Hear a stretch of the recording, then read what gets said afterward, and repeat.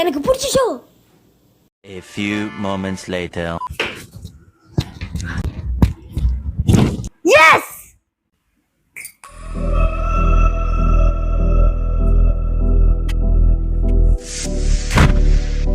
ஐயோ light off ஆச்சு.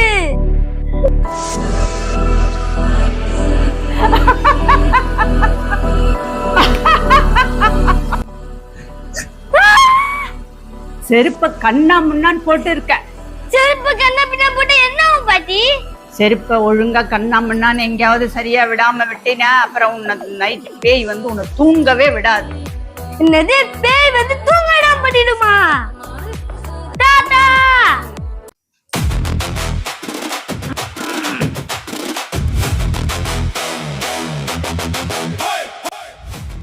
இந்த அறிவு கிட்ட அடி வாங்கி எனக்கும் ஒரு ஐடியா வந்திருக்கு. அவளை இம்ப்ரெஸ் பண்ணிடலாம். என்ன கவி, என்ன கூப்பிட்ட? தாத்தா பாட்டி சொல்றாங்க செப்பல தூக்கி போட்டா பேய் வருமாதா? உண்மையா தாத்தா? கவி, என்ன விஷயம்னா செருப்பை நீ கண்ட இடத்துல போட்டனா அது தூசி எல்லாம் ரோட்ல இருந்தாலும் அழுக்கெல்லாம் எல்லாத்தையும் பரவிடும். அது இல்லாத யாராவது தடுக்கி விடுவாங்க. அதாவது நீ எங்க போடணுமோ அங்க கொண்டு கழட்டி போடணும். அதே போல் ஷூ கூட தான் அப்படிதான் வைக்கணும். நீ கண்ட இடத்துல வைக்கக்கூடாது. அதுக்குன்னு கபோர்டு வச்சிருக்கில்ல, அதுக்குள்ள வைக்கணும். அதை பூச்சி உட்காந்தா அவ்வளவுதான். அடுத்த நாள் நீ இப்படி சொஞ்சிட்டே இருக்க வேண்டியதான். அதால எங்க எது எங்க இருக்கணுமோ அது அங்க இருக்கணும். ஓ புதுசா விஷயங்க தாத்தா. தேங்க்ஸ். சூப்பர் சூப்பர், நாடகம் சூப்பரா இருக்கு. ஓ பார்வதி, படிப்பு இதானா? அது யாரு தூங்கி போனா ஓசப்பா? நகருங்கப்பா. நாடகம் பார்க்கும்போது என்ன பாட்டு உங்களுக்கு தொல்லை போச்சுப்பா.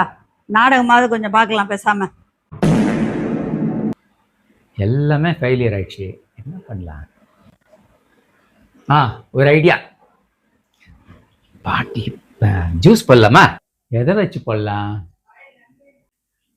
என்னது இது வித்தியாசமா இருக்க? இதை வச்சு போடலாம். இது ஒண்ணு போடு, இது ஒண்ணு போடு.